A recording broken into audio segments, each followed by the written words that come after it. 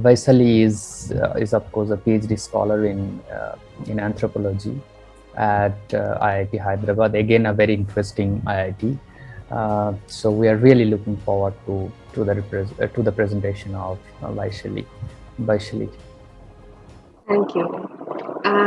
you, everybody, for inviting me to this webinar. And given the time, I would quickly like to go to the points and allude some points that we are discussing today about higher education in India and caste in general.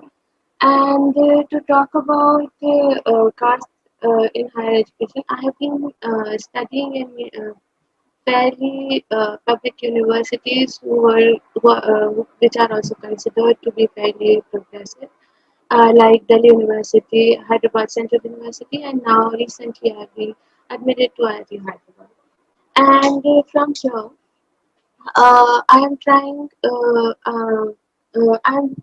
What I'm talking about is a lot of my fellow panelists have also talked about this at great length. But I'm coming back to the nature of violence, which was as we saw in Seema Singh's casteist episode, much casteist episode, and how we see that the kind of violence that is kind of prevailing in these universities at great length. And so apart from that, firstly I will say in these difficult times like the spread of COVID pandemic, education has and the distribution of knowledge itself, the channel of the distribution of knowledge has drastically shifted to the online mode, which has its own sets of difficulties. And apart from that, and these kinds of difficulties leads to various problems, as we have seen since the lockdown, like access to education portals and kind of alienation and isolation which is felt. And all of these problems are kind of deepened when we are talking about students from marginalized backgrounds like Dalit students as myself. And what has changed, though these kind of modes of exclusions were ever present in these universities, and it is not a very the novel part in Seema Singh's episode is the fact that it happened online. The words that she said or the sentiments with which she has um, presented her views, it is that has are less new elements than the fact that it was an online class, and hence we could see it recorded in a video. And so I want to just online that I just want to underline that this kind of online distribution of knowledge that has only exaggerated some forms of exclusion which were always present in universities. So the kind of problems like access, isolation, alienation, most often inferiority complex and fear that has been instilled in students from marginalized communities and from marginalized communities such as Dalit caste is um, has been historically evolutionized, and the kind of ways in which casteism is kind of communicated is it is a very advanced, like it has been evolutionized, developed. That method of casteism has developed. Like I think somebody is talking about how these spaces are sought to be casteless because they have been in touch with modernity, and then how these modes of casteism is in touch with modernity. And when in the most modes of casteism come in touch with modernity, how these kinds of they change, like they change in a way that is convenient to them, and um, um, it is not that overt and covert. These the forms of violence that really I kind of see, especially in white collar spaces like universities, a lot is kind of covert. I think somebody else was also talking about the everydayness of these covert violence that a student has to inevitably go through in order to gain knowledge. And So why I want to say that why I want to say that these forms of violence were ever present, and the COVID pandemic has only changed, because when we because why I say this is also because the owners of these forms of violence must fall on the universities, on the officials in these universities, and not on the COVID pandemic, because that is not really novel. As novel as the COVID pandemic, it is that is the only the presentation of the casteism here we see is kind of new, but it has been always there, and the kind of sentiments it produces amongst the audience as us, and as the students who go through it very actively, has been kind of the same. Okay, so now if we come back to the incident that took place in a preparatory class for which is, as we have already kind of gone through, which is predominantly meant for students who hail from marginalized backgrounds, and the kind of when Seema Singh like kind of hurled abuses at students from marginalized Dalit and backward castes. Many people have already talked about it, and what conclusion, not conclusion, but what I really think that if we are to categorize this uh, this specific event of violence, it would be kind of an overt form of violence, meaning where a person's caste and their identity is like kind of actively being talked about, hailed, and when it is a very explicit mention of abuse, and it is so we can kind of say that it is an overt form of violence. But however, on my experience from fairly progressive universities like Delhi University and Hyderabad Central University, and one can see that in spaces like social sciences, where I do also come from, we see that these so-called liberal spaces, students encounter kind of covert forms of violence, where these everyday forms of violence also lead to the same conclusion. Now, both of these forms of violence, overt and covert, have the same ingredient of casteism, which stems from kind of the same question of a questionable merit of a Dalit scholar. So, this questionable merit of a Dalit scholar seems to be like at the central or a focal point from which these kinds of violence, both overt and covert, are stemming from, and other kind of covert forms of violence which kind of are ever present in universities, like a total unacknowledgement of any caste discourse at all by upper caste Savarna professors and also peers, kind of propagates this same caste ideology, and the constant there is a difference which I really found intriguing between IITs and spaces like Delhi University. Though casteism is present in both spaces, and where the social sciences, there is a constant, there is an insistence in IITs about constant depoliticization of campus. On the other hand, in very liberal departments of liberal colleges like in Delhi, there is a constant insistence on questioning, on politicization of everyday life in general. But the common denominator which kind of runs through both the institutions is of caste. That of caste and invisibilization of caste, in a sense that, and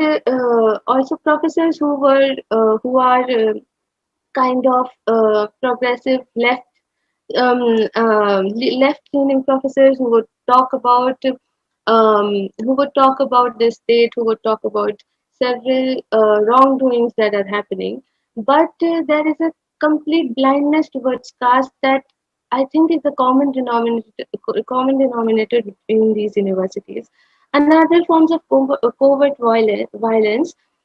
is also constantly I have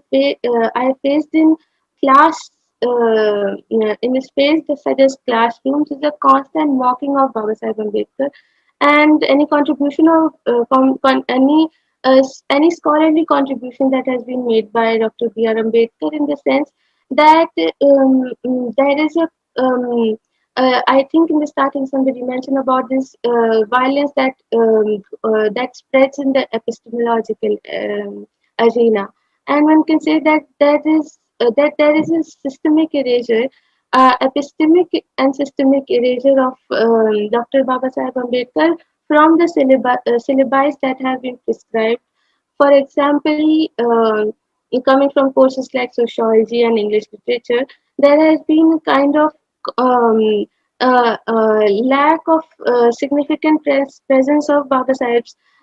ideology when in these departments, and they teach when they will want to intend to teach about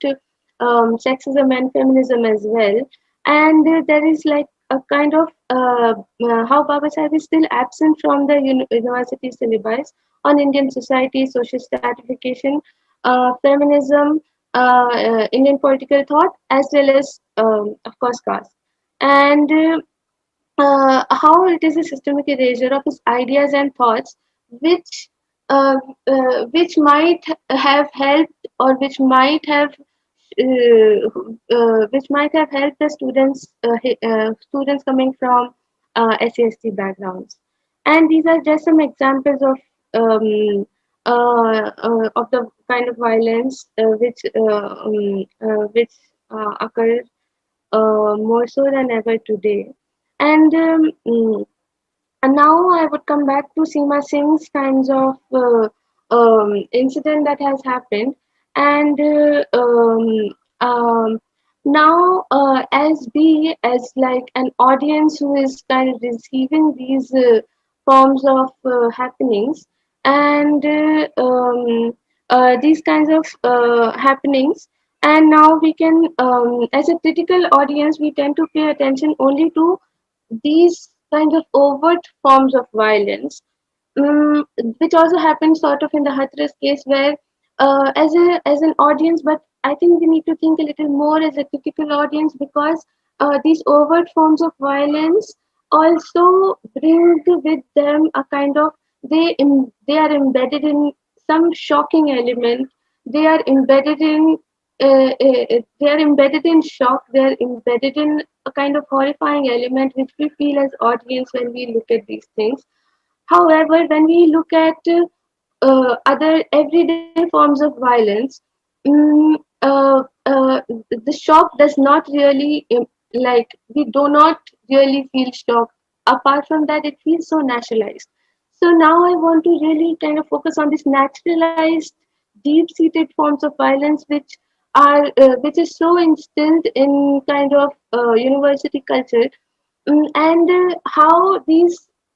covert forms of violence, which is deep-seated through the mechanisms of Brahminical ideology, which also kind of establishes the vice chancellor and the HODs and the professors who are predominantly coming from Savarna caste. And this also indicates that these kinds of sly comments upper caste professors in university syllabus lacking in Ambedkarite views and general undermining of Dalits as scholars and academia are also seen as no are also seen as kind of natural forms of ongoing natural process of ongoing. And so I will kind of wrap up soon with these coming back again to Seema Singh's kind of violence, which are, I think, also focusing on these violence is also important. Apart from kind of understanding how covert and overt violence are kind of interdependent in with on each other, in the sense that one kind of feeds the other, because one kind of provides, one facilitates the other in the sense that it kind of provides certain kind of a safe space for Savarnas to uh, a safe space for them to unabashedly talk about their feelings about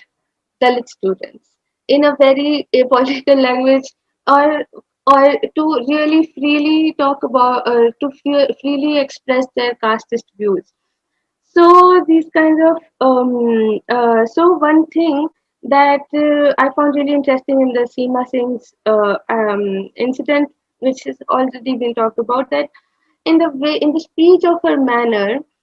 the shows how there is the constant theme about flaunting their impunity, because there is flaunting their impunity constantly because there is a certain kind of trust that has been established by this Brahminical administration of IITs as well as this specific professor. And more often, most caste violence also have a kind of a kind of same emotional stemming in the fact that they want to teach these people a lesson. So these through these performance of actor, hate speech, and casteist language, they want to set an example. I think for Dalit students to do not cross this line, to do not be this kind of assertive Dalits. Hence, these kind of examples are being set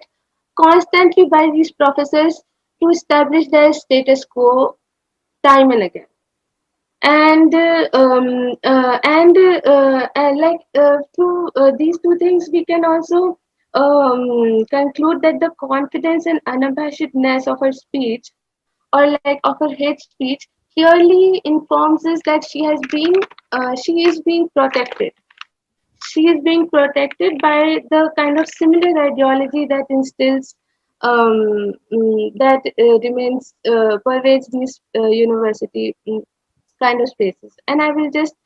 take one more minute, and I'll add with the kind of apology that has been come out, and kind of there is a running theme in these kinds of apologies when even in sexual harassment cases or cases like these, where the first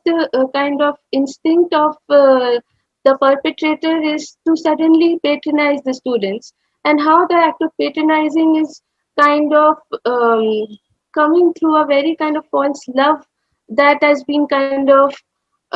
put on in a very oppressive manner, as using the language as quote unquote, like the students are quote unquote as my own children. So this is like a common route that is taken by the Savarna perpetrators. And the second point is the kind of discourse on mental health, which is kind of been hijacked very vehemently by the Savarna, mm, like uh, because there is